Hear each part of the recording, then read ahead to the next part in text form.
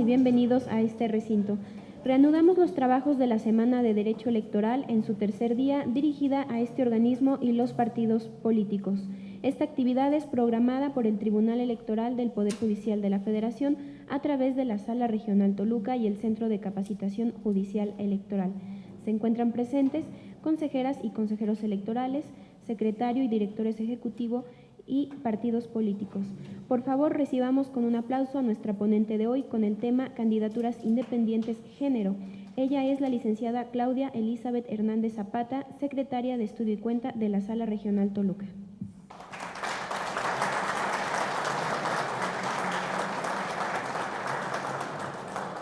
A continuación, permítame compartir, por favor, una síntesis curricular de la ponente.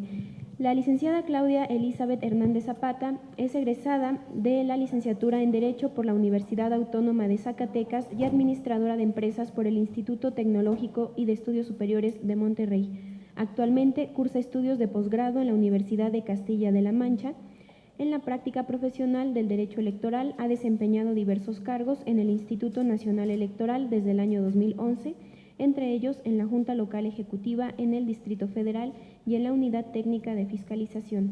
En este momento se desempeña como secretaria de Estudio y Cuenta adscrita a la Sala Regional Toluca del Tribunal Electoral del Poder Judicial de la Federación en la ponencia del magistrado Juan Carlos Silva Adaya. A continuación, cedo el uso de la voz. Gracias, licenciada. Muchas gracias a todos. Pues bienvenidos. El tema que a mí me tocó impartir son candidaturas independientes. Vamos a comenzar a darle un pequeño repaso a todos los elementos que tiene la ley respecto del tema, y lo que les sugiero es que si uno a uno van surgiendo dudas, pues las vayamos aclarando en el momento. Las candidaturas independientes lo que tienen ahorita como relevante es que todos los criterios establecidos en la legislación, al ser por primera vez que se han aplicado de manera formal, después de la reforma de 2014, pues han tenido diversos criterios, tanto de la Suprema Corte de Justicia de la Nación, así como de la Sala Superior, que han ido pues robusteciendo lo que nos establece la propia ley. Bueno.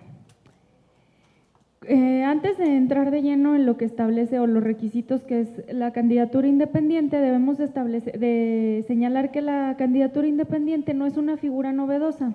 La candidatura independiente tiene sus orígenes, tiene su origen, realmente desde 1850 y tantos, cuando comienzan a postularse o a ser candidatos ciudadanos los que pretendían acceder a los cargos de elección popular. Después, con la creación de los partidos políticos, ya en 1946 más o menos, hasta 1911, coexistieron ambas figuras, tanto los partidos políticos como los candidatos independientes. Ya posteriormente, en 1946 más o menos, se le da la exclusividad a los partidos políticos para registrar a los candidatos y con ellos se excluyen las candidaturas independientes. Previo a la reforma de 2014, hay entidades que fueron puntas de lanza respecto de las candidaturas independientes. Entre ellos están los casos de Yucatán, Zacatecas, Quintana Roo, Coahuila y Nayarit. Internacionalmente, las candidaturas independientes también se encuentran reguladas y establecidas en las legislaciones, sobre todo en América Latina, a partir de un dato de las investigaciones que realizan las universidades. Bueno, tengo el dato ahorita, se los paso, de Chicago. Hizo una investigación respecto de 229 países. De estos 229 países, detectó que en América Latina, antes de 2014, los únicos 3 países que no contemplaban la candidatura independiente era Brasil, Costa Rica y México. Nosotros ya estamos reformados, lo cual quiere decir que no es algo nuevo, sino que ya es algo, es una figura progresiva en la materia electoral que existan. El marco jurídico: la candidatura independiente se encuentra regulada en la Constitución Federal en el artículo 35, fracción segunda. El marco normativo legal o el general, que está en la Ley General de Instituciones y Procedimientos Electorales, en el artículo del 357 al 431. Y por último, aquí en el Código Electoral del Estado de Hidalgo, en el artículo 213 al 295, derivado de lo establecido en el artículo 116, fracción cuarta, inciso P, que establece la configuración legal para las entidades federativas que se reconoce a cada uno de los estados. Las candidaturas independientes también se rigen a través de las reglas de operación. Aquí en el Estado de Hidalgo, pues ya se aprobaron las reglas de operación para los registros de las candidaturas independientes. Prácticamente esta ya nada más recoge las particularidades o en los procesos que derivan del propio registro establecido en la ley. Ahora sí, la candidatura independiente le corresponde completamente su organización, su desarrollo, corroborar la existencia, corroborar que se cumplan con los requisitos al Instituto Electoral de Hidalgo. Aquí es a donde le corresponde verificar que todos aquellos que deseen aquellos que manifiesten su intención de querer ser candidatos cumplan con los requisitos para ser aspirantes y posteriormente estos aspirantes cumplan con los requisitos para llegar a ser candidatos independientes. ¿Quiénes pueden ser candidatos independientes? Pues pueden ser todos aquellos ciudadanos que cumplan con los requisitos, condiciones y términos para participar y ser registrados como tales. Para ser diputados es requisito que se registren la fórmula de propietario y suplente, ambas del mismo género. Para los ayuntamientos se registrarán por planillas integradas por propietarios y suplentes, alternando y respetando la paridad de género, hombre-mujer. Establece ya específicamente la legislación aquí en el Estado que la candidatura independiente no es para representación proporcional y que los candidatos independientes que hayan participado en una elección la cual fue anulada tienen derecho a volver a participar en la extraordinaria correspondiente. El proceso de selección de candidatos independientes se compone de 4 fases. La primera de ellas, que es la convocatoria, los actos previos, la obtención del apoyo ciudadano y el registro. A partir de aquí es donde se han ido dando modificaciones a través de los criterios que ha tomado la Sala Superior y la propia Corte, como les comentaba. Ahora sí, bueno, ya conforme vamos a ir entrando. La convocatoria, que va dirigida cuando menos debe de contener estos 5 elementos. Los cargos de elección popular para los cuales pueden aspirar, en este caso, para este año con ustedes va a ser gobernador, diputados y ayuntamientos, los requisitos que deben cumplir para cada uno de ellos, la documentación comprobatoria requerida, los plazos para recabar el apoyo ciudadano y los topes de gastos, así como los formatos destinados para ello. Dice que se deberá de dar amplia difusión a la convocatoria. Aquí en el Código Electoral establece que debe de ser a través de los 2 medios de comunicación impresos de mayor circulación en el Estado. Ahora sí, comenzamos con los requisitos. Bueno, me voy a regresar un poquito nada más para hablar respecto de los requisitos que deben cumplir. Estos requisitos en específico son 3 para ser aspirante a candidato independiente, que cumplan con el registro de la asociación civil de un tipo específico donde puedan tener un régimen preferencial similar a los partidos políticos, el registro ante el SAT y la cuenta bancaria especial. Okay. De los actos previos, los ciudadanos interesados en ser candidatos independientes deben de hacer el conocimiento al instituto a través de una manifestación de la voluntad. Obviamente, en su relativo consejo correspondiente. Para gobernador, aquí ante el Consejo General, para diputado ante los consejos distritales y por suplencia ante el Consejo General, y para ayuntamientos ante los consejos municipales y por suplencia ante el Consejo también aquí general del instituto. Lo que hablábamos de la documentación adjunta a esta manifestación de intención es la creación de una asociación civil, el alta ante el sistema de administración y la cuenta bancaria. Se establece que los partidos que presenten esta documentación adjunta a la manifestación de voluntad y que no cumplan o que tengan alguna irregularidad que sea subsanable, tienen 48 horas para subsanarla. La deben de hacer el instituto debe de hacerlo del conocimiento a los candidatos independientes. Hubo aquí un criterio importante en el sentido que si la presentaban al último momento, ya cuando iba a vencer el periodo de registro, ya no les daban la vista para que la pudieran subsanar. La Sala Superior dijo que era inconstitucional y que se les debería de dar, aun cuando ya fuera a vencer el registro, este plazo de 48 horas para que lo pudieran subsanar. La asociación civil a la que se refiere la creación de los candidatos independientes ya tiene un nuevo régimen, o sea, es una asociación civil, en la materia civil vaya, pero ya tiene unas particularidades específicas que atienden a la candidatura independiente. Incluso ya la acta constitutiva, el propio instituto prevé de los elementos que debe de llenar y cómo es que la deben de llevar a ser ante notario. El alta ante el sistema de administración tributaria pues se hace una vez que se tiene ya constituida esta asociación civil y tiene un régimen preferencial. Y el problema que estaban teniendo en el proceso electoral pasado los candidatos, bueno, los aspirantes, quienes querían ser aspirantes, eran que las cuentas bancarias eran muy difíciles de tramitar ante las instituciones bancarias, les ponían muchos peros y eran cuentas de difícil acceso para ellos. Lo que se está buscando a través del Instituto Nacional Electoral es que las cuentas bancarias puedan tener también un régimen especial para candidatos independientes y no sean abiertas por sí mismas como cuentas para personas morales, porque esto les complicaba mucho su funcionamiento. Bueno, esos son los requisitos que se han modificado hasta hoy. Estos son parte de algunos de los criterios orientadores respecto de los actos previos y la documentación que es necesaria. Los casos donde se ha establecido que se les debe de dar las 48 horas para subsanarlos, los casos en los que no se han podido abrir las cuentas bancarias, en qué caso era procedente la temporalidad para darles otra oportunidad, los requisitos cuando las asociaciones civiles no estaban conformadas correctamente. Y también en este caso se habían puesto muchos medios de impugnación en el sentido que los ciudadanos que manifestaban su intención de ser aspirantes a candidatos independientes señalaban que los requisitos eran muy altos para poder llegar a hacerlo.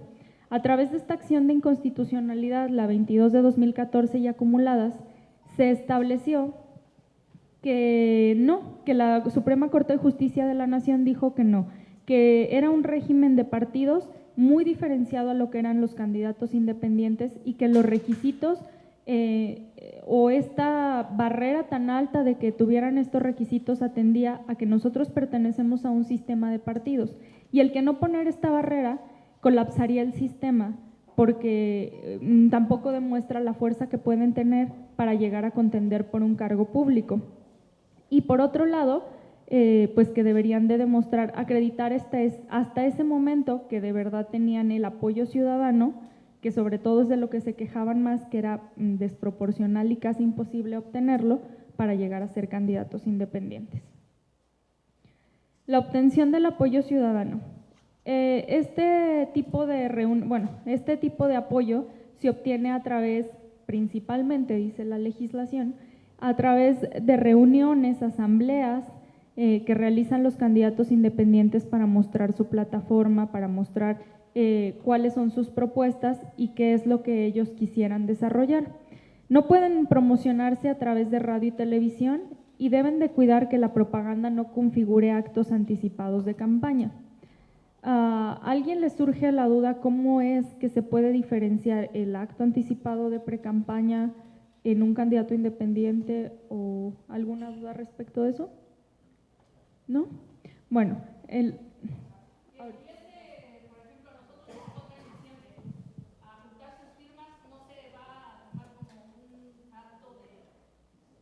a lo que se refiere, los casos donde han impugnado a los candidatos independientes por actos anticipados de campaña, es porque ellos también tienen derecho, además de estas asambleas y estas reuniones, a hacer propaganda impresa. Entonces, ¿qué es lo que estaba pasando? Que los aspirantes a candidatos independientes no identificaban plenamente la obligación de ponerle aspirante a candidato independiente. Cuando no era visible eso, se podía hacer, los impugnaban y determinaban que esa propaganda electoral se configuraba en un acto anticipado de campaña. porque no era posible, es igual que los partidos políticos. Cuando no se identifica específicamente la palabra precandidato, se puede suponer que es la misma que puede configurar un acto anticipado de campaña. Eso es lo que hemos tenido de asuntos de impugnaciones al respecto. Para recabar este apoyo ciudadano, en el caso de gobernador son 60 días, en el de diputado 45 y para los ayuntamientos 30 días. Las cédulas de respaldo son a través de las cuales se comienzan a llenar los apoyos ciudadanos que después verificará el instituto, que no se repitan, que sea el documento, o sea que sí sea el folio de la credencial para votar con fotografía y así es como se va contabilizando. Estos son algunos criterios también al respecto. La misma acción de inconstitucionalidad, porque más de una vez se impugnó en el sentido de decir que estos requisitos eran extraordinarios o imposibles para realizar. Y ya, bueno, estos son todos los criterios de las salas regionales, así como de la sala superior, donde se establece que no, que hay que están diferenciados y que sí es necesario que cumplan con tales requisitos. Derechos de los aspirantes es a solicitar su registro, realizar actos para promover sus ideas y propuestas, que es lo que decíamos, utilizar el financiamiento privado, porque hasta cuando lo que podría llamarse como la temporalidad de obtención de apoyo al voto ciudadano, que se semejaría a las precampañas, utilizan meramente financiamiento privado. Nombrar a un representante para asistir a las sesiones de los consejos locales y distritales sin derecho a voz y sin voto, e insertar en su propaganda la leyenda aspirante a candidato independiente, que es lo que la va a diferenciar de lo que es una ya propaganda de campaña como candidato independiente. Entre sus obligaciones está la de conducirse con un respeto irrestricto a lo dispuesto en la Constitución Federal, en la Constitución local y en el propio Código, no aceptar ni utilizar recursos de procedencia ilícita. Les comentaba, en el tribunal me decían, pero oye, ¿cómo vamos a comprobar, cómo se puede comprobar si están utilizando o no recursos de procedencia ilícita? Les decía, bueno, a menos de que quien impugne ese uso de recursos lo tenga plenamente acreditado fehacientemente a través de documentación, ya sea bancaria, contable, acreditada, que nosotros podamos determinar. La única otra forma que se puede determinar el uso de recursos de procedencia ilícita es a través del procedimiento de fiscalización. Aquí tendría que haber un cruce entre los movimientos que reportan los candidatos independientes, al igual que partidos políticos, contra el procedimiento de fiscalización que se realiza a través de los terceros informantes. Es decir, lo que reporta el candidato, el aspirante, o el candidato, o el partido, o el precandidato, contra lo que se informa a través de Comisión Nacional Bancaria, a través de Hacienda y a través de la UIF, para que detecten esos movimientos y se pueda comprobar que hubo el uso de recursos ilícitos. Y bueno, todos los entes prohibidos deben de abstenerse de recibir aportaciones y donaciones en efectivo, así como metales y piedras preciosas de cualquier persona física o moral. ¿Esto por qué? Porque igual el metal o la piedra preciosa funciona como dinero en efectivo, el cual no es posible rastrear ni origen ni destino. Y ya los demás, que son los entes políticos, que son los entes prohibidos para la aportación de recursos. Bueno, esto de abstenerse a realizar por sí o por interpósita persona actos de coacción, al igual que los partidos políticos, lo cual se puede traducir también en una causal de nulidad. Abstenerse de proferir expresiones calumniosas. Otro dato, me preguntaban hace rato, oye, ¿y hay un catálogo de expresiones calumniosas? ¿O qué se entiende como, o cuál es, hasta dónde es una expresión calumniosa? Bueno, aquí no hay un catálogo.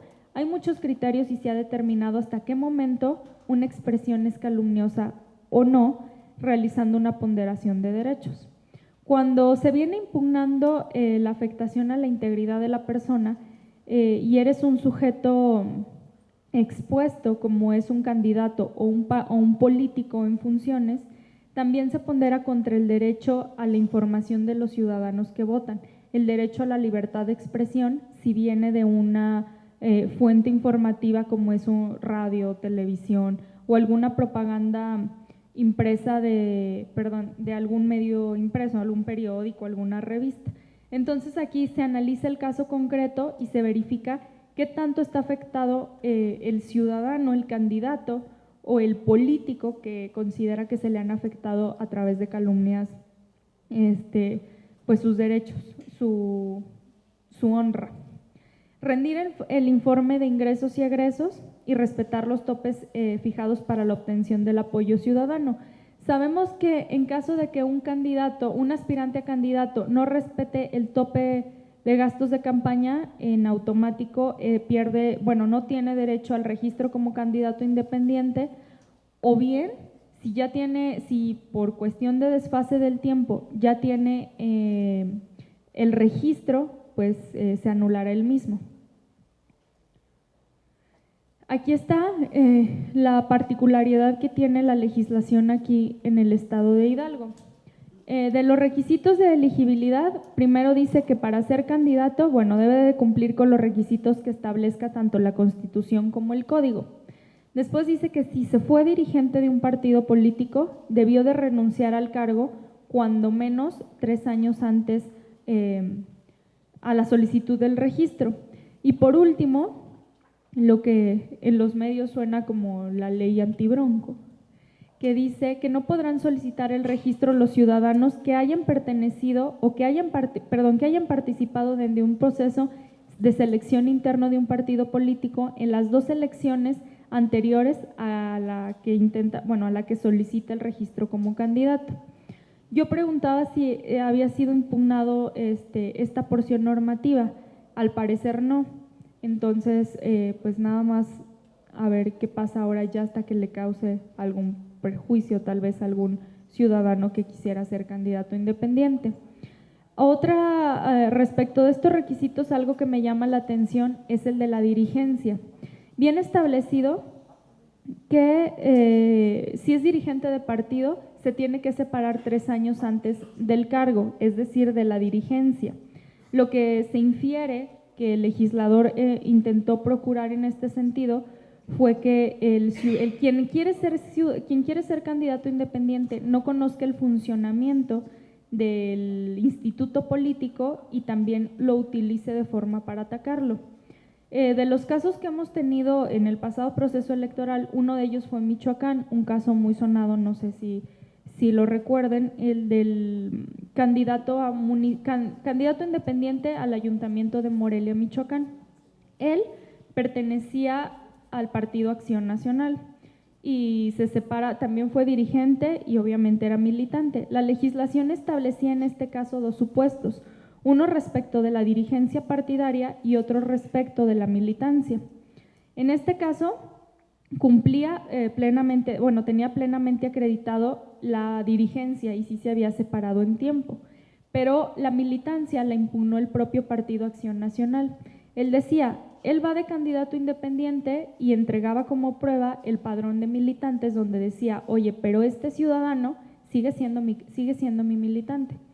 Entonces aquí hubo una pugna entre lo que él sí consideraba que había renunciado 1 año antes, que era lo que establecía su legislación, y lo acreditaba a través de una renuncia, aunque como es un documento interno del partido, el cual probaba de mayor forma con muchos medios impresos, diferentes notas, donde ese día él había ido a renunciar. Aún así, el partido nunca lo bajó del padrón y ahí estuvo el problema. Les comentaba que en la sala regional, nosotros por diversas cuestiones consideramos que efectivamente no tenía plenamente acreditado que dejaba de ser militante. Y entonces nosotros lo bajamos, lo impugnaron ante Sala Superior y Sala Superior determinó que efectivamente ya no cumplía con el requisito de la militancia y lo subió. De hecho, es uno de los 3 ganadores que se postularon como candidatos independientes. Entonces yo creo que aquí también se dejó entreabierta esta posibilidad de qué va a pasar con aquellos que sí hayan pertenecido a un partido político, pero hasta qué momento, si dejan de ser militantes, pueden postularse como candidatos independientes. Es algo que yo me brincó un poco respecto de los casos que hemos tenido en los procesos pasados. Ok, en las solicitudes de registro.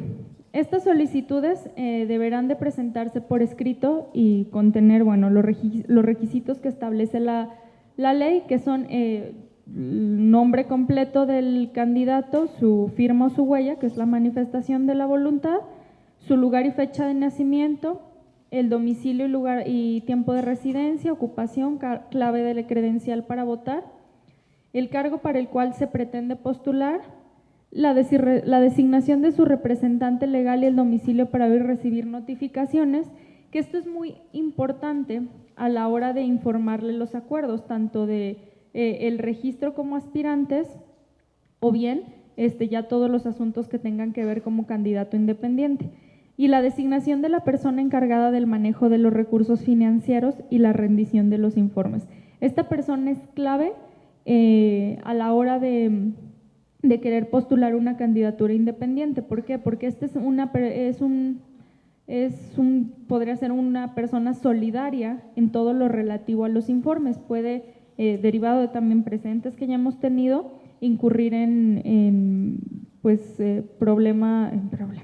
Puede incurrir en responsabilidades penales y civiles respecto del manejo de los recursos y del financiamiento público otorgado a los aspirantes, aspirantes no se les da, a los candidatos independientes. Igual, aquí están algunos de los criterios que se han dado respecto de la solicitud de registro. Sigue siendo la acción de inconstitucionalidad, la 22 de 2014 y sus acumuladas, la que tiene que ver o va vinculada con todo el procedimiento previo al registro de la candidatura independiente, donde constantemente establece y determina que es una configuración legal de cada una de las entidades, todos los requisitos que se lleguen a poner para el acceso a la candidatura independiente y que no es desproporcional a las mismas. Ok, el registro. El registro se da un día previo al inicio de las campañas electorales. Los consejos, tanto el general, los distritales y los municipales, deberán sesionar para celebrar la sesión de registro de estas candidaturas. Además de hacerla pública, también deberán de incluir en esa resolución, en ese acuerdo, aquellos candidatos que no alcanzaron la calidad de aspirantes y los requisitos por los cuales no llegaron a cumplir. La sustitución y cancelación de registro. Bueno, en el caso de gobernadores no procede la sustitución, lo que es se cancela el registro. En el caso de diputados, si el diputado propietario tampoco puede ser sustituido y procede la cancelación del registro. En el caso del suplente, sí puede ser sustituido y no invalida la fórmula.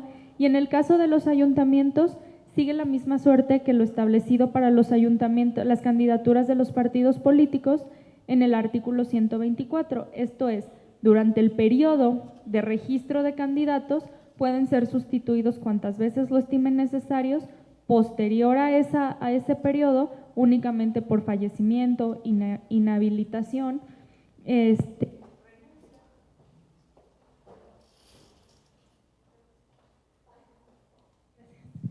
renuncia o cualquier otro por mandato judicial expreso, y ya tendrá que hacerse todo el procedimiento correspondiente ante el instituto. Bueno, ahora sí ya los mismos como derecho de candidato independientes a participar en la campaña comienzan a tener prerrogativas, esto es, ya comienzan a tener financiamiento público y acceso en tiempos de radio y televisión. Realizan actos de campaña y difunden su propaganda electoral, tienen el derecho de réplica y designan a los representantes, no únicamente los órganos de representación política, sino también tienen ya derecho a registrar o a comenzar a hacer sus listas para registrar a sus representantes ante las mesas directivas de casilla. y solicitan a los órganos electorales copia de la documentación electoral. Bueno, de las obligaciones de los candidatos independientes en esta lámina, principalmente, bueno, primero, que se deben de manejar únicamente todos sus recursos a través de la cuenta bancaria única destinada para tal efecto. El reglamento de fiscalización ha establecido ya también que pueden manejar más de una cuenta, siempre y cuando la cuenta origen o la cuenta madre a través de la cual se depositen y se fonden todos sus recursos sea esta que dieron de alta al momento de registrar como aspirantes a candidatos independientes. Las cuentas posteriores que deben de estar vinculadas o ligadas, se debe de estar conocimiento de la apertura y del manejo de las mismas a la unidad técnica de fiscalización a través de los informes mensuales y de campaña que estén reportando en su momento. La abstención de utilizar símbolos religiosos. Ahora tienen la obligación de utilizar en su propaganda la leyenda candidato independiente, que es lo que las diferencia de las aspirantes a candidatos independientes. Usualmente utilizan la misma tipo de propaganda como para que los vayan ubicando y es lo único que cambia. Por eso en el caso de las impugnaciones que van de los procedimientos especiales sancionadores que van relacionadas con estos tipos de actos anticipados de campaña, es lo que se debe de tomar en cuenta, que se identifique plenamente a qué tipo corresponde, si es aspirante o es a candidato independiente, y en la temporalidad en la que esté establecida y una y otra. Abstenerse de utilizar en su propaganda política o electoral emblemas o colores utilizados en los partidos políticos nacionales. Parecería un tanto absurdo, pero no es así. Esta disposición o esta obligación expresa es porque muchos de los candidatos independientes que ahora o que ya tenemos conocimiento pertenecieron a algún partido político e intentan utilizar muchas veces colores similares a los del partido político para realizar su propaganda. Entonces, los partidos políticos ya dispusieron que se les debía de separar o de diferenciar completamente. Presentar sus informes, tanto de aspirantes como de candidatos, ser responsable solitario junto con el encargado de la administración de los recursos financieros. Dentro de los procedimientos de fiscalización de los recursos, también los candidatos independientes, al igual que los partidos políticos, son sujetos impugnables a través del procedimiento de fiscalización administrativo sancionador de fiscalización. No, está bien. Ok. La acreditación de los representantes. Esta acreditación se debe de hacer hasta los 30 días posteriores a que se les dio la aprobación o el registro como aspirantes a candidatos independientes. Los gobernadores, quien quiere intentar ser candidato a gobernador puede acreditar sus representantes ante el Consejo General y ante todos los consejos municipales. Los diputados ante los consejos municipales y los candidatos a integrar los ayuntamientos ante los consejos municipales y los diputados de los distritales. Aquí hablábamos de el financiamiento público y el financiamiento privado. El financiamiento público en su conjunto será considerado como un partido político de nueva creación. Ahorita vamos a ver la distribución entre candidatos independientes, y el financiamiento privado únicamente se compone por las aportaciones del candidato y de sus simpatizantes. La Constitución establece la prevalencia del financiamiento público sobre el privado, así es como se ha venido manejando para los partidos políticos. Aquí hay un parteaguas muy importante que se dio en el pasado proceso electoral. El caso relevante que da origen a una tesis de la Sala Superior del Tribunal viene de la Delegación Miguel Hidalgo en el Distrito Federal. El Instituto Electoral del Distrito Federal emitió el acuerdo por el cual establecía los topes de gastos de campaña, tanto los topes de gastos de campaña y a su vez el tope del financiamiento público y del financiamiento privado. Era primero vamos a ver la distribución del financiamiento público para explicar un poco por qué es que se tuvo que dar este criterio de prevalencia de financiamiento. El monto que le corresponderá a un partido político de nueva creación es el equivalente al 30% que se da de manera igualitaria. A un partido político de nueva creación no le toca el 70% extra que se da derivado de la votación que obtuvieron en la elección pasada previa. Aquí está a nivel federal, que es presidente de la República, senadores y diputados, lo cual se reproduce a nivel local. A los candidatos, a todos aquellos que se hayan postulado como gobernador, les corresponde un 33.33%, igual para diputados, igual para los ayuntamientos. Este 33.33% se divide entre todos los candidatos que hayan concursado, que se hayan inscrito para tal cargo, lo cual quiere decir que les toca una cantidad mínima e irrisoria para poder contender frente a candidatos de un partido político. Entonces, una vez que ya se tomaron estas cifras reales, les comentaba que el Instituto Electoral del Distrito Federal lo que hace es quitarle 5 centavos, si mal no recuerdo. Este es ahorita lo vamos a ver, pero el precedente es el Subrec 193 de 2015. En este asunto le quita 5 centavos diciendo que pues es lo máximo que puede él obtener como financiamiento privado, ya que el financiamiento privado tiene como límite hasta el 10% del tope de gastos de campaña establecido para cada uno de los candidatos. El candidato en este caso decía que con eso él no podía competir y que se entraba con un choque real y efectivo entre los candidatos de los partidos políticos. El tribunal, no hubo el tribunal local, se fue directo per saltum a la Sala Regional DF y la Sala Regional DF determinó que debía de prevalecer como lo establecía la Constitución, que no debería sobrepasar el financiamiento público sobre el financiamiento privado y confirmó tal acuerdo.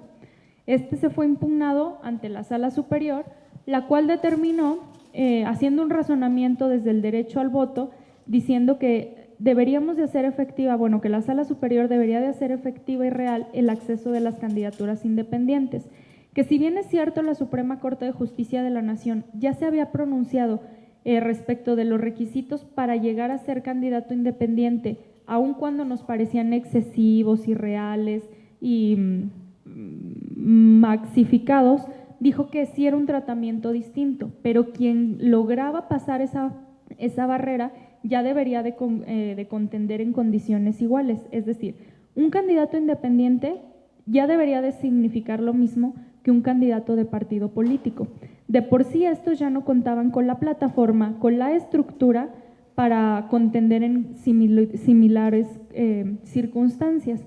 Por lo tanto, dijo, ok, se va a eliminar este límite que establece tanto la Constitución, más bien esto lo establece la legislación local, y a su vez se reproduce la prevalencia en la Constitución del financiamiento público sobre el privado y se establece que los candidatos independientes pueden que pueden sobrepasar el financiamiento público siempre y cuando no rebasen el tope de gastos de campaña establecido para cada una de las elecciones.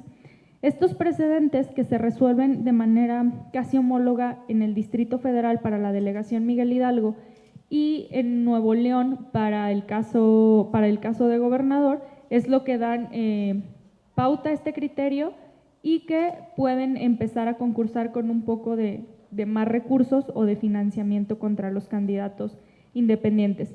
Es así que eso se debe de tomar en cuenta porque aun cuando la legislación sigue estableciendo en el caso específico que debe de ser mayor el financiamiento público, y hay esos precedentes que yo creo que van a hacer que se modifique la forma de la fiscalización, del financiamiento y a su vez de la fiscalización de los recursos.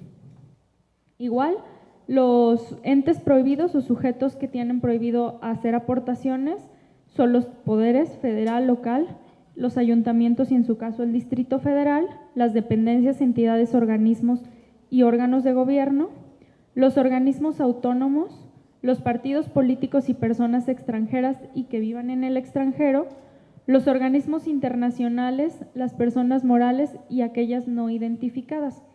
No se pueden realizar aportaciones en efectivo bueno, aquí están los límites. No se pueden realizar aportaciones en efectivo y como ya lo veíamos, al igual que los aspirantes, la aportación de metales y de piedras preciosas. Decíamos que este límite del 10% del tope, si bien es cierto existe, también están los precedentes donde ya nos dice que pueden rebasar este tipo de financiamiento y bueno, esto ya lo habíamos visto.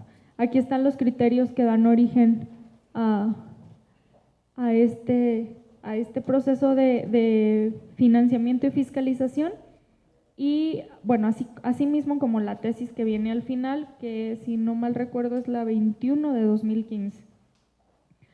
Ahora, radio y televisión, exactamente igual que el financiamiento, la distribución de radio y televisión la realizan a través del Instituto Nacional Electoral, quien es el encargado de verificar todos los spots publicitarios, de pautarlos y de tomar en cuenta en el caso de que se dicten medidas cautelares para bajarlos. Igual se les entregará el 30% que le corresponde a un partido político de nueva creación, el cual se distribuirá exactamente igual que el financiamiento de manera equitativa en 33 y 33% a cada uno de los cargos, dependiendo de todos los candidatos que estén inscritos para ello. Para efectos de la propaganda electoral, les son aplicables todas las normas que están establecidas en el código, las cuales le corresponden también a un partido político.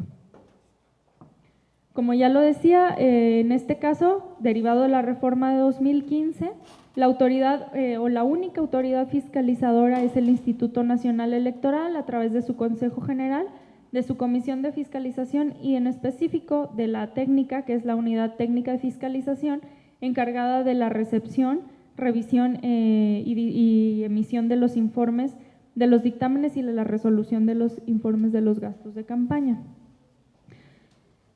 Antes de entrar a esto un poco, respecto de la fiscalización, yo creo, no sé, es mi opinión, que debería de ejercerse la facultad de delegación en materia de fiscalización, por lo que la experiencia que se tuvo en el proceso pasado. Fue muy complejo para el Instituto Nacional Electoral llevar una fiscalización expedita como se necesitaba, derivado de que nosotros teníamos atorados muchos asuntos a nivel local, a nivel de diputados y en sala superior relacionados con una misma elección en materia de fiscalización. Entonces, si el instituto tiene la autonomía financiera, material y humana para desarrollar esta actividad fiscalizadora, yo creo que se debería de tomar en cuenta que la realizaran y así poder agilizar y tener una efectiva fiscalización. Bueno, más aún que ahora es una causal de nulidad de la elección, el rebase de tope de gastos de campaña. Ok, la fiscalización, el proceso de fiscalización de los candidatos independientes es muy similar o es el mismo que se le realiza a los candidatos de partidos políticos. Estos sujetos presentan sus informes, presentan las cédulas informativas a través del sistema de contabilidad en línea y presentan una primera revisión de gabinete. En esta primera revisión de gabinete únicamente reportan cifras o saldos totales de las erogaciones y también de los recursos que se allegaron en toda la campaña. Una vez que procede esto, se van a la etapa de revisión. Esta revisión ya se hace cotejada directamente contra la documentación contable que existe en cada uno de los partidos políticos o bien de los candidatos independientes. A su vez que esta revisión se hace ya de manera in situ en el lugar, se procede a hacer revisiones a la par con sus terceros informantes. Es decir, un ejemplo, se dice a Comisión Nacional Bancaria que de tal fecha a tal fecha reporte todos los movimientos o las cuentas bancarias aperturadas por el candidato, por la asociación fulana de tal, para ver si corresponden a las facturas y a los montos que está reportando el candidato independiente. A su vez, esto se coteja con el SAT y de ahí se empiezan a determinar las irregularidades en materia de fiscalización. Estas irregularidades se ven traducidas en el dictamen consolidado, que es el documento contable que contiene todos los elementos, todas aquellas irregularidades encontradas, tanto las subsanadas como aquellas que no lo fueron. Por último, del dictamen consolidado se recogen aquellas todas irregularidades que no fueron subsanadas y se convierten en la resolución que determina todas las infracciones formales y sustanciales en las que incurrió el candidato independiente, procediendo a la sanción.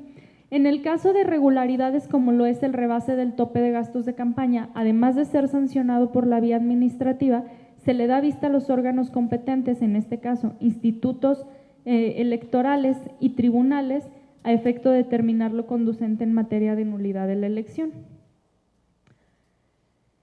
Ok. Okay.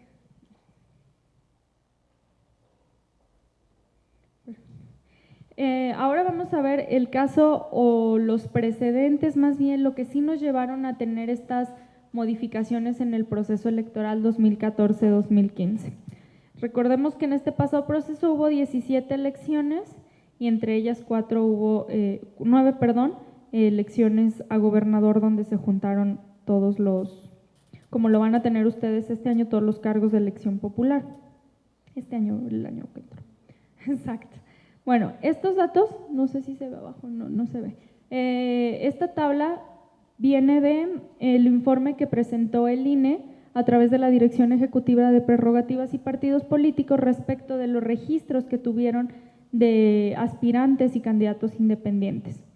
En total, 52 ciudadanos obtenieron constancias de aspirantes, es decir, el 43% de los interesados cumplieron con los requisitos para ser aspirantes a candidatos. De las 122 manifestaciones de ser candidato independiente que se dieron, en las 26 entidades, esto fue lo que sucedió de cuántos realmente fueron a nivel federal. Se registraron 122, se presentaron 122 manifestaciones de intención. 52 que fueron analizados los requisitos por el Instituto Nacional Electoral y que procedió el otorgamiento para ser aspirante, y 5 más que derivado de alguna sentencia o algún medio de impugnación y que la Sala Superior del Tribunal Electoral determinó que se subieran como tal. De estos 57 aspirantes, 14 renunciaron y 2 más simplemente no presentaron documentación alguna, por lo que quedaron descartados. De estos 41 aspirantes a candidatos independientes, 19 no cumplieron con el total de requisito, por lo que únicamente a nivel federal fueron 22 candidatos independientes los que estuvieron contendiendo las elecciones. De estos 22 candidatos independientes, únicamente uno ganó, que fue en el distrito, fue Cloutier, en Sinaloa, en Coahuila. Ahorita les doy qué distrito es, pero fue el único diputado que se tiene registro como diputado federal. Aquí está.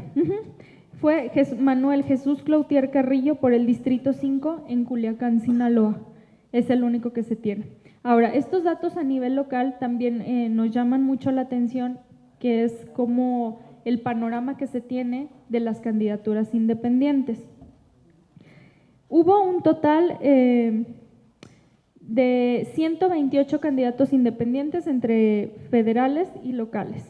De estos 128, dijimos que 22 fueron candidatos independientes federales y el restante de locales, 79 al ayuntamiento, 2 a gobernador y 25 a diputados locales.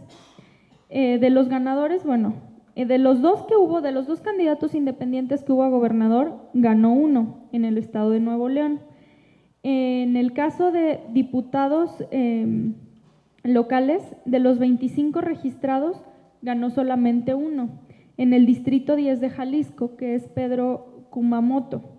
Y de los 79 candidatos independientes contendientes para ayuntamientos y jefes delegacionales, únicamente ganaron 3, en Morelia, Michoacán, en Guanajuato, en Comunfort, Guanajuato, y en García, Nuevo León. Son realmente pocas los que sí pudieron ya acceder a un cargo público, pero creo que es un buen comienzo para haber sido la primera vez que formalmente a nivel nacional ya se estaba un modelo nacional legislado, un modelo nacional legislado de candidaturas independientes. Aquí hay unos asuntos importantes. En Baja California hubo 2 manifestaciones de voluntad para ser candidatos independientes. Una de ellas le faltaron alrededor de 300 firmas para lograr ser aspirante a candidato independiente. En este caso, la Sala Superior, cuando fue impugnado, determinó que el requisito era desproporcional y excesivo, que el 4% era demasiado para lograr la aspiración a la candidatura independiente y derivado que eran tan poquitas firmas las que le faltaban, determinó procedente su registro. En Baja California subió esta persona como candidato independiente, aún así ya siendo aspirante, subió como aspirante y ya como aspirante de cualquier forma no logró la obtención del apoyo ciudadano y se declaró desierto. Otro de los casos emblemáticos es Querétaro. En Querétaro se decía que las cédulas de apoyo ciudadano no eran válidas toda vez que quienes lo manifestaban no incluyeron su domicilio. También la Sala Superior determinó que este requisito era excesivo y por lo tanto se debía de considerar a este ciudadano como aspirante a candidato independiente, aunque posteriormente tampoco llegó a la candidatura. Estas son las tesis que se han dado derivadas de todas estas modificaciones y precedentes que provienen desde la Suprema Corte de Justicia de la Nación, así como de la Sala Superior, y que deben de ser observadas y tomadas en cuenta al momento de recibir los asuntos, los criterios y emitir los acuerdos para las candidaturas independientes. No sé si hasta aquí tengan alguna duda, algún comentario, algo que nos quisieran aportar. ¿Todo en orden? Sí.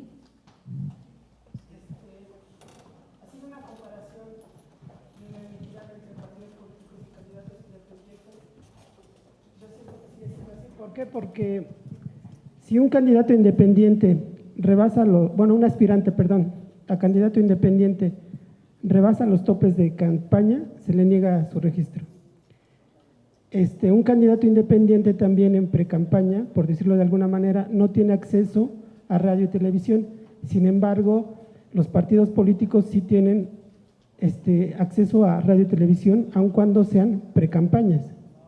Exactamente. De hecho, eso es lo que han venido en pugna totalmente desde la manifestación. Lo que ha sido más controvertido hasta cierto punto ha sido justo esas prerrogativas en el periodo desde la manifestación hasta el registro como aspirante a candidato independiente. Pero aquí ya hay un pronunciamiento hasta hoy, el cual yo creo que puede ser modificado o cambio de criterio desde la Corte. Esta acción de inconstitucionalidad que aparecía la 22 de 2014, establece específicamente donde la Corte dijo, a ver, no es lo mismo candidatos independientes que un partido político. Pertenecemos a un sistema de partidos políticos y los requisitos, aun cuando parecen exacerbados o muy elevados, son necesarios para abrir esta brecha para las candidaturas ciudadanas. ¿Por qué? Porque no se le podía permitir a cualquier persona, o se debe de cuidar también que no cualquier persona, o porque tronaría el sistema. Todos, 100 personas quieren ser candidatos independientes, presentan su manifestación, no hay requisito mayor y todos lo somos. El hecho de que ya todos obtengan el registro como aspirante a candidato, ya incluye al Estado como obligación de proveerlo ya de los requisitos de financiamiento público, más radio y televisión. Es como, en esto sí ya hay un pronunciamiento y Sala Superior también ha ido sobre ese sentido. Antes del registro como aspirante a candidato independiente, sí, aunque los requisitos son muy altos, pues sí se sostienen.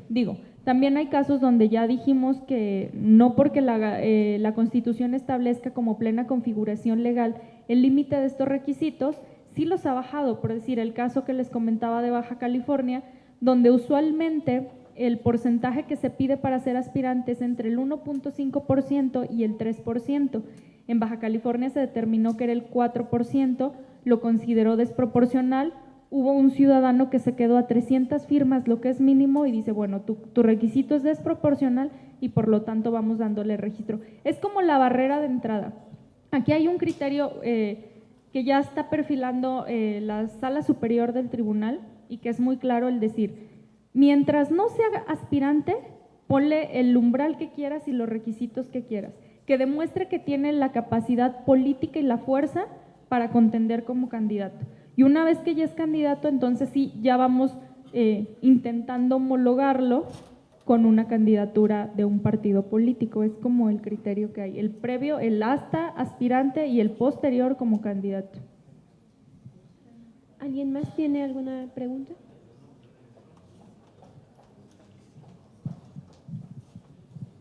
Buenas tardes.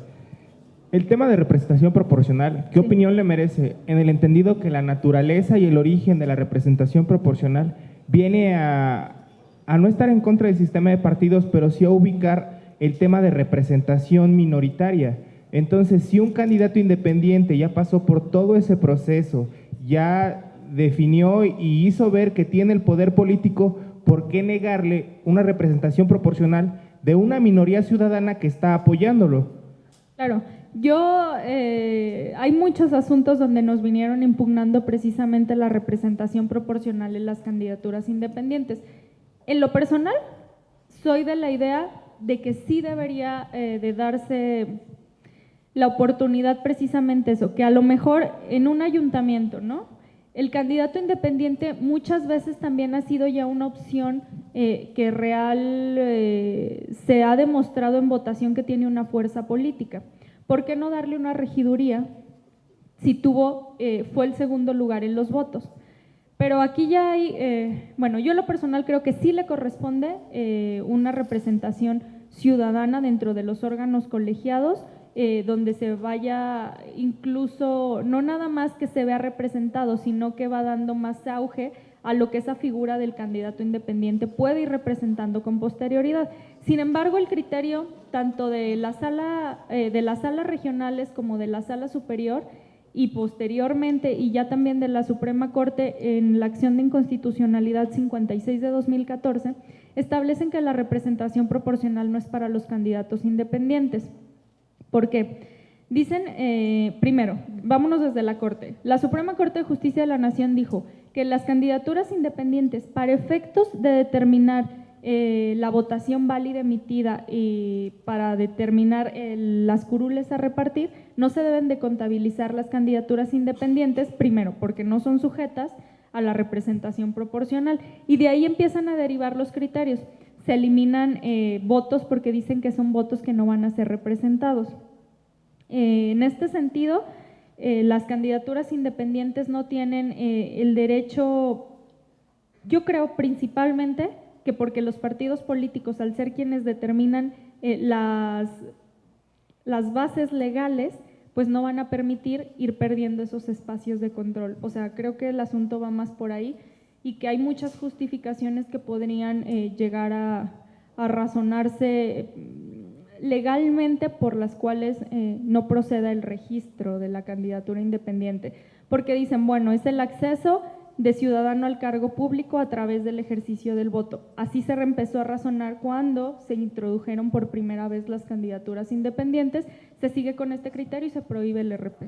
Es mi opinión. ¿Alguna otra pregunta?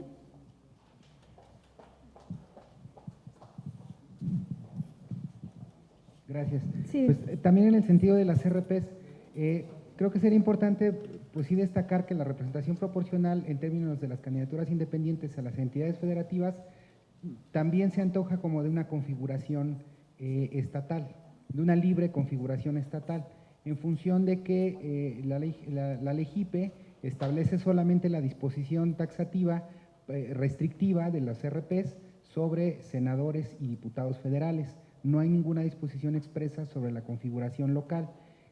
Los precedentes que ya se mencionaban en el caso de Quintana Roo particularmente, con el régimen de candidaturas independientes anterior al régimen del EJIPE, sí establecía un mecanismo de acceso a la representación proporcional que fue eliminado con la vigencia de la ley JIPE y en la armonización local en el caso de Quintana Roo, aunque nunca hubo un diputado de representación proporcional por candidatura independiente en Quintana Roo, pero sí estaba en su legislación local y fue anulada sin mayor argumento que la armonización legislativa. Sin embargo, creo que esta configuración de la ley general, el carácter de ley general, que es una base, que es un piso más no un techo, creo que eso ha dado a las entidades federativas más bien a repetir el criterio del EJIPE y no a entrar a un análisis que desde luego tiene un impacto político, Claro. y esa es la decisión, creo que de fondo, pero en el marco normativo lo que se planteaba es la representación proporcional es un mecanismo de acceso al poder público y el carácter de uninominal es una de las vías de acceso, la representación proporcional es otra y la minoría también es otro de los mecanismos. Entonces, a lo mejor ahí todavía quedan puertas abiertas, ¿no?, sobre el derecho al voto, inclusive por parte del ciudadano que tiene un voto disminuido cuando sufraga, ¿no?, porque tiene un doble efecto en el caso ciudadano. Pero bueno, más bien creo que más que pregunta era comentario. No, está muy bien. De hecho, esa es la justificación. Del análisis que a las legislaciones locales que se reformaron, que iban a tener proceso electoral, que fue el pasado, no advertí ninguna legislación que estableciera la representación proporcional en candidaturas independientes. Entonces se ha seguido este criterio, se ha sostenido por las salas regionales. En nuestro caso también tuvimos un asunto similar, donde nos venían impugnando las regidurías por RP, no procedió, se impugnó a sala superior y confirmó el criterio, es lo que ha dicho. Y este sentido del el doble voto, efectivamente, lo vamos a ver posteriormente en el tema de género, como la representación proporcional, bueno, viene del efecto que se tiene a un voto directo y a un voto indirecto. Entonces, efectivamente, yo creo que sí procedería en su caso.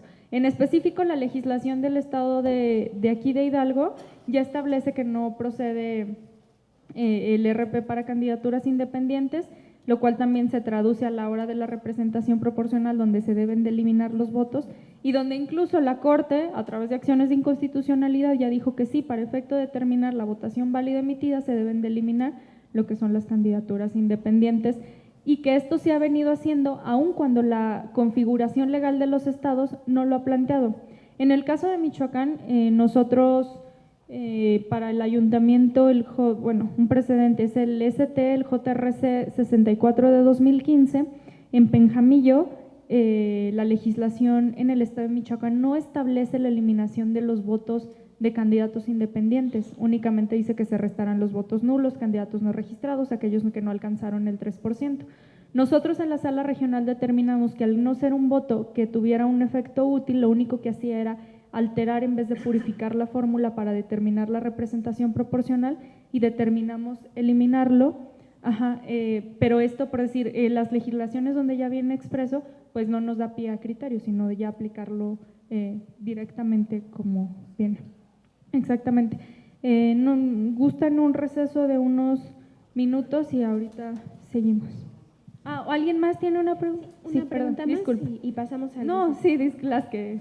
Más que preguntas, comentario. Sí, adelante. Respecto a lo que decía de la asignación de representación proporcional de los candidatos independientes, hace un momento la Sala Superior acaba de sesionar respecto a un recurso de reconsideración respecto a la asignación que hizo el tribunal, la Sala Regional de Nuevo León, en San Nicolás de los Garza, si no mal recuerdo, donde les dio entrada a los candidatos independientes para poder ser para poder ser registrados por representación proporcional. Incluso les dio las regidurías de representación proporcional en la Sala Regional de Nuevo León. La Sala Superior acaba de decir, bueno, en esa resolución la Sala de Nuevo León dijo que era inapplicable un concepto de la ley respecto a la prohibición de los candidatos independientes, lo inaplicó, declaró la inconstitucionalidad. La Sala Superior acaba de decir que sí es constitucional, sin embargo, ratificó esa asignación, haciendo que los candidatos independientes van a ser regidores, me parece que son 3 ayuntamientos de Nuevo León.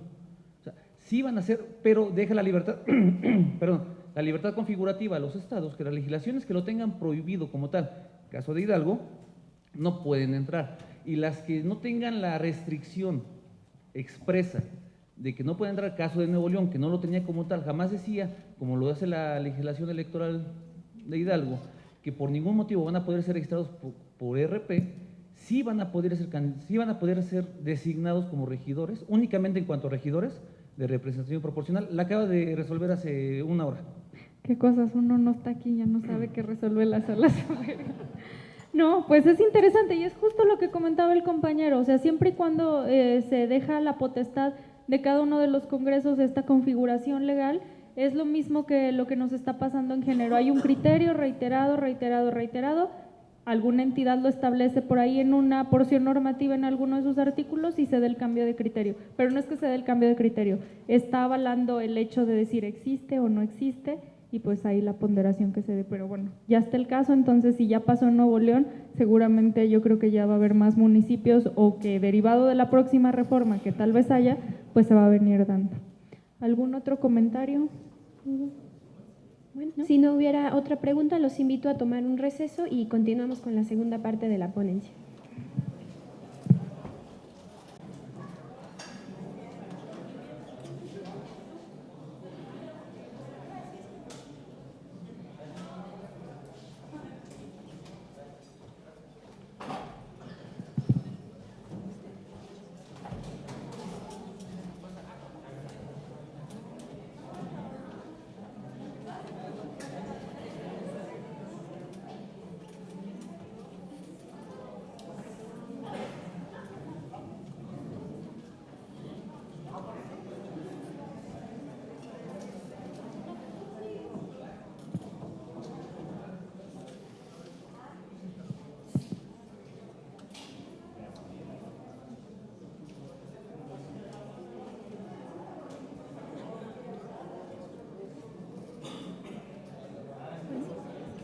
Continuamos con la segunda parte de esta ponencia a cargo de la licenciada Claudia Elizabeth Hernández Zapata.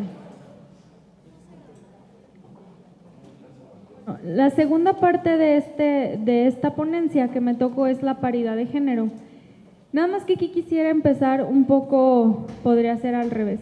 Respecto del tema de paridad de género, antes de irnos a sus orígenes, a estas cuestiones de acciones afirmativas, de la relegación de la mujer en la actividad política y pública, quisiera ver si tienen alguna pregunta específica sobre el tema. Si no, me gustaría ir más adentro respecto de los precedentes relativos al registro, a la paridad de género en el registro de las candidaturas y posteriormente, que es lo que hemos venido resolviendo nosotros en la Sala Regional Toluca, y bueno, los precedentes de Sala Superior respecto de la integración de los órganos de representación política, cámaras, las legislaciones, perdón, y las integraciones de los ayuntamientos por parte de los regidores. ¿Algún dato en específico, alguna duda que quisieran plantear? ¿O empiezo a darles la experiencia que se ha tenido al respecto? ¿Nada? Bueno, ok. Primero, la paridad de género respecto del registro de candidaturas. Derivado de esta reforma se establece que la paridad de género debe de ser, ya se entiende como paridad de género el 50% de los registros en las candidaturas y además de que sea 50% mujeres, 50% hombres, deben de ser listas, representante y propietario del mismo género y en un orden de género alternado, hombre-mujer, mujer-hombre, hombre-mujer. Nosotros, uno de los casos más representativos que tuvimos en la sala, en el registro de candidaturas, fue con el Partido Acción Nacional, en el JDC 331, si mal no recuerdo, de 2015, en el que una ciudadana venía impugnando la paridad de género en el registro de las candidaturas. Ella decía que no se estaba dando la paridad sustantiva, es decir, que efectivamente el partido había registrado el 50% de mujeres, el 50% de hombres.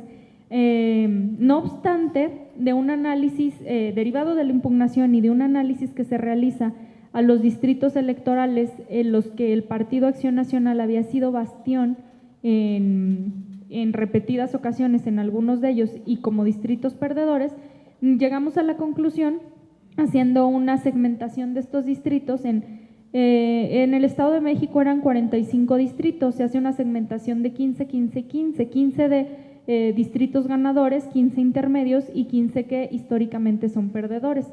Nos dimos cuenta que las mujeres estaban relegadas en los distritos perdedores, uno que otro de opción posible de medio, y en los distritos ganadores estaban registrando a los hombres. Lo que nosotros procedimos es hacer una reformulación donde se dijera que procedía la paridad horizontal y vertical y bueno, la paridad sustantiva, que donde debía de registrarse a candidatas en mujeres donde existía la posibilidad de que iban a ganar. Entonces aquí, una vez que se da cumplimiento a la sentencia, el partido político, al ser 45 no podía ser totalmente igual, entonces tenía que quedar uno más de alguno de los dos géneros. Lo que hace el partido es, en los 15 distritos ganadores, bueno, o que se tenía histórico como ganador, pone 8 hombres, 7 mujeres. En los de media pone 8 hombres, 7 mujeres, y en los de baja pone, en los de media pone 9 hombres, 6 mujeres, y en los de baja pone 9 mujeres y 6 hombres. Nosotros se le conminó y se hizo a través de un incumplimiento de sentencia a que se hiciera una modificación. Sin embargo, atendiendo que ya faltaba únicamente una semana para que finalizaran las candidaturas, atendiendo también al principio de certeza, ya no se realizaron modificaciones. Por otra vía, lo que se procedió es a determinar que en el caso de que volviera a incumplir con esta obligación el partido político, pues ya se tomarían medidas más estrictas. Aquí a lo mejor se le deja un trabajo más fuerte desde el instituto al momento de los registros, donde tendría que tener a lo mejor una revisión general, pero sustantiva, en si los partidos políticos no nada más están cumpliendo con el 50% del registro hombre-mujeres, sino si efectivamente se está dando con esta aplicación de la acción de paridad de género realmente donde hay posibilidades de ganar. Ahora también el caso muy comentado, o lo que nos dicen es, ok, cuando ya está el candidato registrado y tú lo bajas o lo mueves, a quien suben es a la esposa. Entonces, al final del día, el que sigue haciendo la campaña o el que sigue en representación es el mismo candidato, porque es la esposa o es la hermana. El problema de paridad de género tiene, aunque lo queremos ver, más bien nosotros lo atendemos ya a un nivel de representación política, ya a un nivel de importancia en los cargos de representación proporcional, en los cargos de representación pública. Lo cierto es que tiene sus orígenes mucho más abajo, desde una educación. Esto no se ha podido regular, incluso desde la obligación que tienen los partidos políticos, donde se les impone que de su financiamiento ordinario se recoja el 3% y que ahora se les debe destinar exclusivamente para el empoderamiento y liderazgo de las mujeres, el cual, si bien es cierto, lo utilizan para realizar en la mayoría de los casos eventos donde gastan cifras muy elevadas. Lo digo un tanto con conocimiento de causa. En unas ocasiones me tocó ir, hay eventos de todos, no puedo generalizar desde luego, pero algunos eventos donde se invitaba a mujeres, donde el evento tenía que ver con mujeres, pero no se llegaba a empoderar, o del evento no se podía deducir que realmente estaban apoyando a que las mujeres conocieran los procedimientos reales en un proceso electoral, cómo hacer campaña, cómo dirigirse al público, cómo administrar los recursos, o bien tampoco se empoderaba a la mujer de forma de dotarla de las herramientas necesarias para contender en los cargos, o de crear estos cuadros, también de enseñarlas a formar. A la mujer se le había utilizado partidariamente mucho porque sirve para reunir los votos, para que fuera al mercado, a la reunión con los familiares, y es quien sirve muchas veces para traer este tipo de votos. Sin embargo, no es la que llega el acceso al poder. Ahora, también he ido a otros eventos, o me tocó asistir a algunos eventos de los partidos políticos, sobre todo los que realizan ahora este órgano de los partidos políticos ya especializado en mujeres, donde de verdad se les apoya, se les invita, se les da un seguimiento para que puedan ellas estar formándose o tener una formación política para llegar a acceder a ese cargo. Incluso se les da como una escuela de preparación donde se les va dando seguimiento para, si alguna dice yo tengo las posibilidades, quiero ser regidora, y se le va dando seguimiento hasta que se postula la candidatura. Bien, esto es algo que tiene que ver y que nosotros estamos teniendo ahora el problema ya a la hora de los medios de impugnación, donde vienen asociaciones civiles ya nos topamos los casos donde las asociaciones civiles vienen impugnando tanto acuerdos como designaciones y registros. Ellas ya se les dio entrada, ya tienen interés legítimo para promover por el simple hecho de ser como los partidos políticos, una acción tuitiva de interés difuso donde tienen un interés en que como mujeres lleguen a este empoderamiento. En el caso de los registros de la candidatura, vaya, no queda más que llevarla al extremo. En el caso de los institutos, revisar primero que efectivamente el registro sea paritario y que después de este registro sí se advierta la posibilidad de que las mujeres puedan accesar a algún cargo.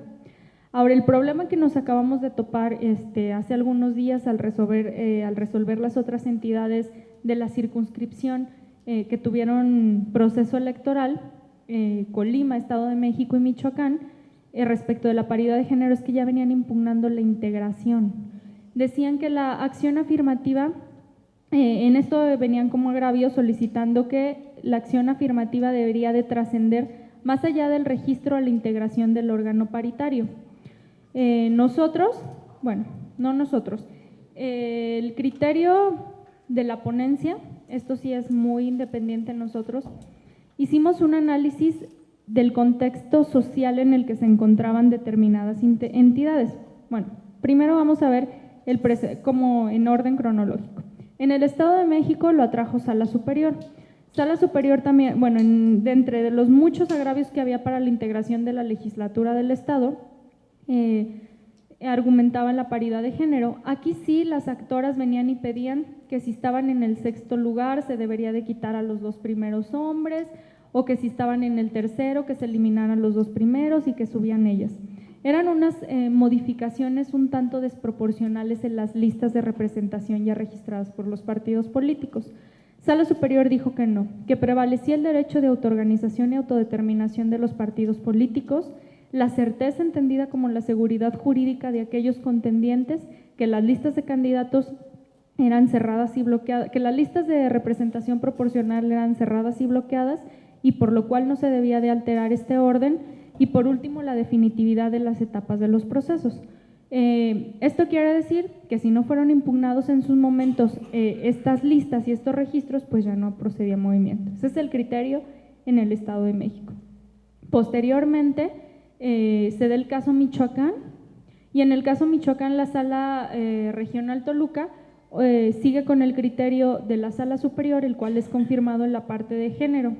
Sin embargo, en el caso Colima, es un asunto que le tocó resolver a la ponencia y que, si bien es cierto, se encuentra como voto particular en el asunto, en el expediente, en el JRC 235 y sus acumulados, lo cierto es que Sala Superior lo revocó siguiendo su criterio. Hay un precedente de 2014, el caso Coahuila, resuelto primero por la Sala Regional Monterrey, donde establecía que se dio el mismo supuesto ahí. Había una integración dispar o integración dispar en el Congreso, la legislación local, y lo que hace la Sala Regional Monterrey es hacer modificaciones, pero únicamente respecto de un partido político. Respecto a este partido político hace modificaciones, era el Partido Acción Nacional, hace una serie de movimientos de forma que sube a 4 mujeres y de diferentes lugares y baja a algunos otros ciudadanos hombres.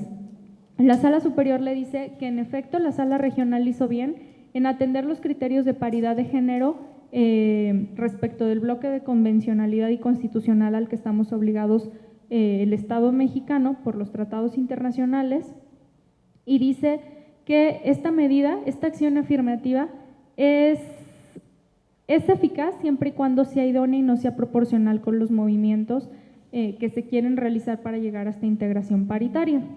Nosotros, tomando ese precedente, el juicio de revisión constitucional 936 de 2014, en el proyecto propuesto a la sala, nosotros analizamos el caso Colima. En el caso Colima, la integración del Congreso local es muy pequeña, son 25 legisladores, 16 por mayoría relativa y los 9 restantes por representación proporcional. En este caso, por mayoría relativa, habían ganado 11 hombres y 5 mujeres. Así había quedado. Y por representación proporcional, de conformidad, ya una vez corrida la fórmula para hacer las asignaciones, quedaban 3 mujeres y 6 hombres, lo que daba un total de 8 mujeres y 17 hombres en la integración. Nosotros analizamos el contexto histórico en el que se estaba desarrollando el Estado de Colima. Advertimos que desde que se da la integración de la legislatura, hubo muchas décadas donde no aparecían mujeres. Después hubo una mujer suplente, después hubo una mujer propietaria, después no volvió a haber mujeres y después empiezan a darse las mujeres en el procedimiento de mayoría relativa. Nosotros consideramos que, un poco contradiciendo los parámetros que había tomado la Sala Superior para determinar que no procedía la paridad de género, esto es la violación al derecho de autodeterminación y autoorganización de los partidos políticos, lo contrarrestábamos diciendo que al partido político no se le veía afectado, porque si bien es cierto, él seguía obteniendo una representación ante la legislación. Otro de los requisitos que hacía Sala Superior, ¿por qué no procedía la modificación en las listas de prelación? Era el asunto del acceso al cargo. Decía, bueno, si un candidato yo ya lo elegí y lo puse en determinado número de mi lista de prelación, está violando el acceso al cargo de ese ciudadano. Nosotros hicimos un razonamiento donde explicábamos que el voto tiene una doble función en el efecto de representación proporcional, como nos comentaba hace un momento el compañero. Cuando se va a votar, el efecto directo es sobre el candidato y el partido político por el que se está votando. El efecto indirecto viene a través de la representación proporcional. Es un efecto indirecto porque quiere decir que no el voto que se haya emitido como tal al candidato de mayoría relativa le va a tener un efecto inmediato al de representación proporcional. Aquí se está votando una lista de candidatos que ya el partido determinó cuáles eran los que él decidía que podían ir a representarlo en caso de que así sucediera. Esto se afecta derivado de si el candidato a través de mayoría relativa obtuvo un tanto número de curules que ya ni siquiera entra al juego de la representación proporcional, o bien si de la repartición le tocan 1 o 2, o bien si de la asignación derivado de las fórmulas ya ni siquiera alcanza algún tipo de representación extra. Nosotros lo que determinamos en este caso fue decir que nuestra modificación específicamente en el caso de Colima no era excesiva ni era desproporcional, toda vez que únicamente 2 partidos políticos comenzaron su lista con mujeres, todos los demás comenzaban con hombres. Este caso es muy particular porque nos daba los 4 movimientos de los partidos políticos el modificar el segundo lugar por el primero, o lo que se podría entender también como el primer lugar en la lista de mujeres, para subirlo y quitar al hombre. Nosotros creemos que hay casos en los que solamente a través de las sentencias bajo el principio de progresividad y de sentencias que van en el sentido ya pro persona, pro homine, se podrían llegar a modificar estos tipos de criterio, como lo fue en un principio la paridad de género en el registro. Nosotros decimos que estas acciones compensatorias ocurren cuando se dictan estas sentencias aditivas que permiten esta modificación de criterios.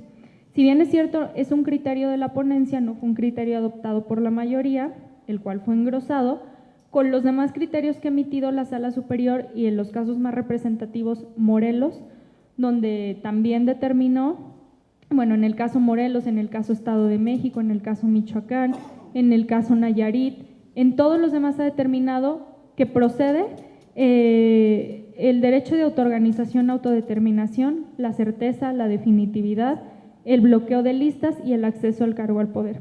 Es los criterios que ha estado manejando la Sala Superior respecto a la integración de los órganos de representación con paridad de género.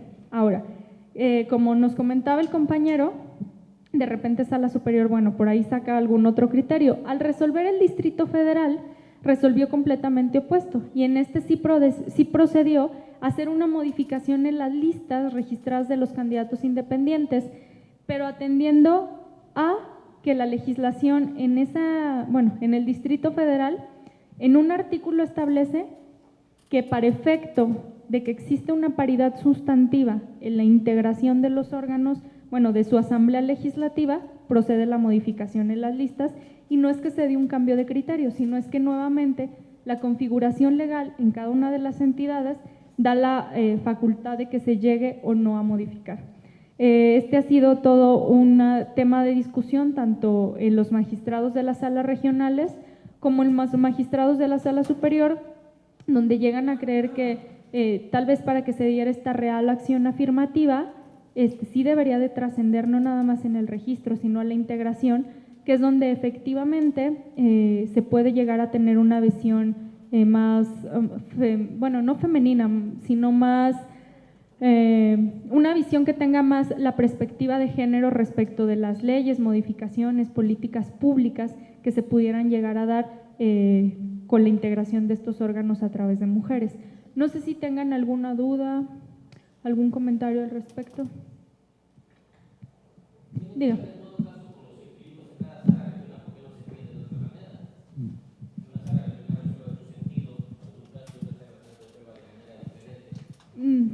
Independientemente incluso de lo que opine la sala superior. No. Y entonces a las autoridades administrativas nos tienen metidos en un gran problema, que va a tener que ser desde un momento si tenemos que calificar, por ejemplo, los criterios que emitan los partidos políticos para garantizar precisamente esas políticas o no, o simplemente recibimos los lineamientos y esperamos a ver qué sucede, o las calificamos si son objetivas, si no lo son, si tomamos en cuenta el último resultado electoral, si diversos resultados electorales, o sea, ese es el problema de las autoridades electorales administrativas y quienes finalmente reciben todos los señalamientos de los partidos y de los ciudadanos, porque finalmente nosotros asignamos constancias a ciudadanos o ciudadanas electas, que finalmente son modificadas por resoluciones de las salas y que tenemos que estar muy pendientes de qué resolverá una o qué resolverá la otra, pues para ver si latinamos. Ese es el problema. Y entonces los señalados siempre en este asunto pues son las autoridades administrativas y contra nosotros va todo. Claro, no, aquí no es que haya una contradicción de criterios entre los que ha estado señalando las salas. Cuando hay contradicción de criterios, incluso nosotros nos hemos visto obligados a denunciarlos ante la sala superior para que ya define el criterio en su momento.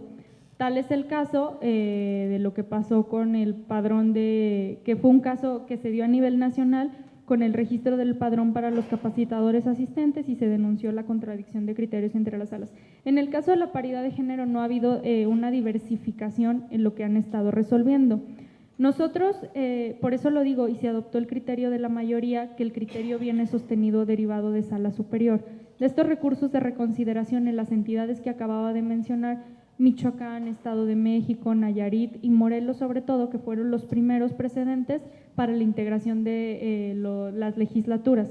Sala Superior ha determinado sí o sí indefinidamente que en el registro de órganos de representación debe de prevalecer la certeza, la autodeterminación y autorregulación de los partidos políticos a través de las listas que registraron, las cuales determina que son cerradas y bloqueadas y que no debe de haber movimiento, el acceso al cargo de los ciudadanos que fueron registrados y que se ven afectados en su derecho y autodeterminación, certeza, creo que es todo lo que ha dicho, o sea, es sobre esos criterios y Sala Superior. Las salas regionales hemos estado reproduciendo esos criterios a través de los diversos casos concretos. Nosotros incluso al resolver, Estado de México lo atrajo a Sala Superior y determinó eso.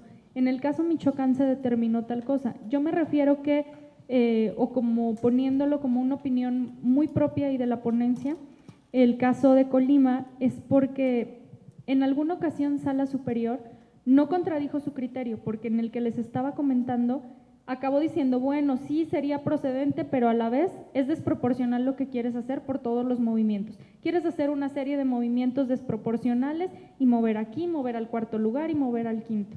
Y mover, entonces no procede. Al final del día no sostuvo ese criterio, o sea, no es criterio vaya definido.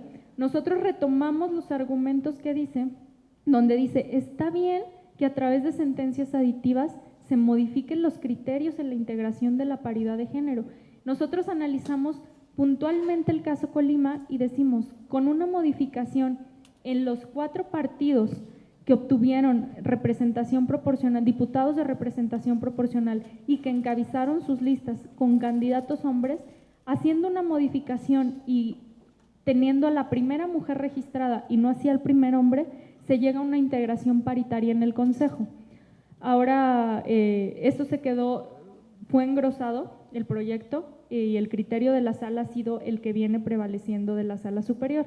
Lo que comentaba del cambio de criterio que se dio, no es un cambio de criterio por sí mismo o una modificación, sino es que derivado de lo que establecen las propias legislaciones locales o estatales, como es el Distrito Federal, donde sí establece expresamente la posibilidad de modificar estas listas de representación proporcional en atención a la integración paritaria de los órganos, Sala Superior por primera vez dice, efectivamente, como la legislación lo dice textualmente, procedemos a modificar y confirma la alteración en las listas, pero es porque el Distrito Federal lo establece. De ahí en fuera yo, todos los precedentes que tengo derivados de la reforma de 2014 y 2015 en estos casos de paridad y de integración, ha prevalecido el criterio de sostener tal cual el registro solicitado por los partidos políticos. Gracias. Pero al final creo que todo va abordando sobre esa libertad configurativa, ¿no?, de las entidades. ¿Hasta dónde esa libertad de configuración debe de estar atendiendo también a la convencionalidad? Pues es decir, hay esa interpretación, pero también está esa libertad de la entidad, pero tampoco hay una justificación en la emisión de esos lineamientos normativos de las entidades federativas. Más bien parecen de pronto, yo lo que advierto de algunas revisiones de las legislaciones locales es más bien una reproducción del EJIPE, hace rato comentábamos de representación proporcional, en este caso de paridad sustantiva, inclusive en algunas disposiciones, como en el caso de Hidalgo, se recoge el término de paridad sustantiva, pero no hay una disposición expresa sobre la integración. Entonces, al no haber disposición expresa, puede ser que no sea posible esa debida integración. Pero entonces, bordando sobre el tema de libertad configurativa y convencionalidad, pues quizás sea ahí donde haya que ir trabajando fuerte para destrabar este mecanismo que ya se había rebasado en materia electoral con disposiciones locales.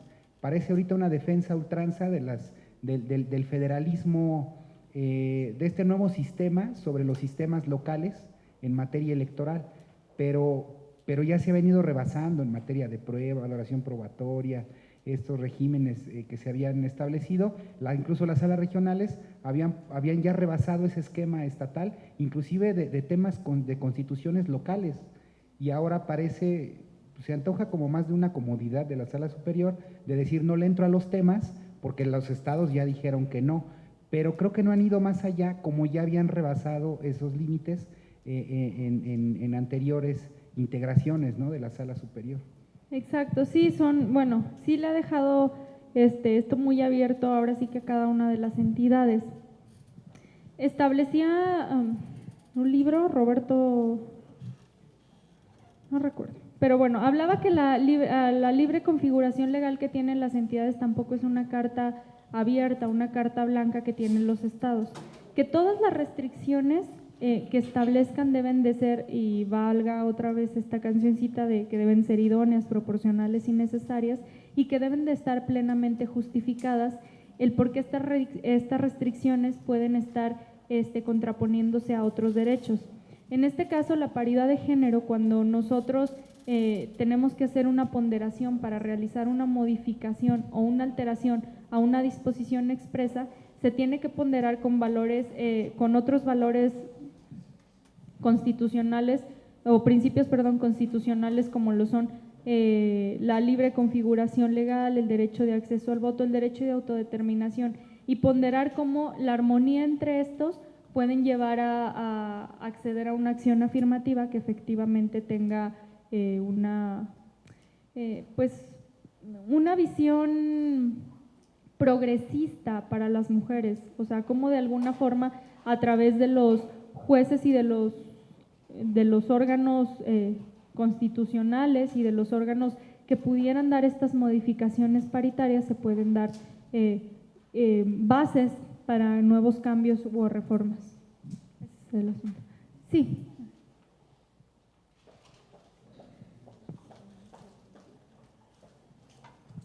Disculpe, ¿qué va a pasar en el estado de Hidalgo con el tema de la rentabilidad? Ya que estrenamos 18 distritos, donde hay un distrito donde lo compone un municipio y existen distritos donde los componen 11 municipios. Entonces, no tenemos una rentabilidad en la cual podernos basar. ¿Qué ocurriría ahí? ¿Cómo poder determinar, por ejemplo, si pones a una mujer en un distrito donde aparentemente no es rentable, ¿quién determinaría esa? Ese es el asunto, bueno, ese es el caso específico cuando nosotros decimos que se debe de analizar el caso concreto. Si aquí ha habido una redistritación que hace una modificación que no permite a nosotros tener un histórico real del empoderamiento o de los distritos ganadores o perdedores, pues a lo mejor no nos podría dar pie a este análisis.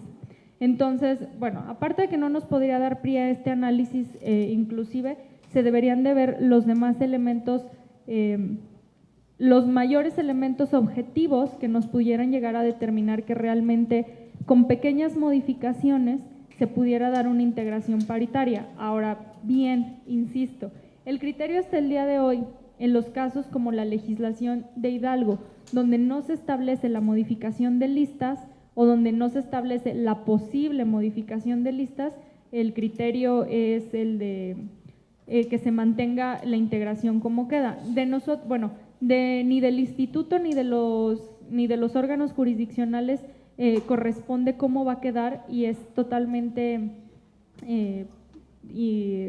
bueno, no se sabe cómo va a quedar la representación por mayoría relativa en el caso de diputados. No sabemos si van a ganar 5 mujeres y 5 hombres, o una mujer y 5 hombres, o todos los hombres.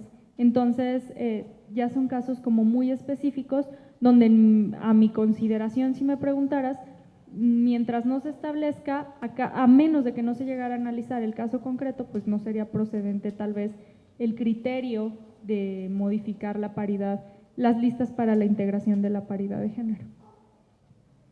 ¿Alguna otra pregunta?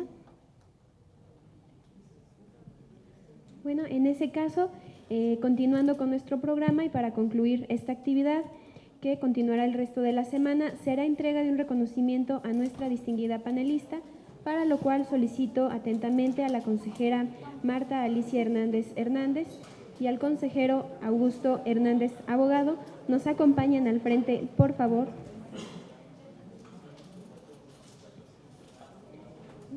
En este momento se hace entrega de un reconocimiento a nuestra ponente, licenciada Claudia Elizabeth Hernández Zapata.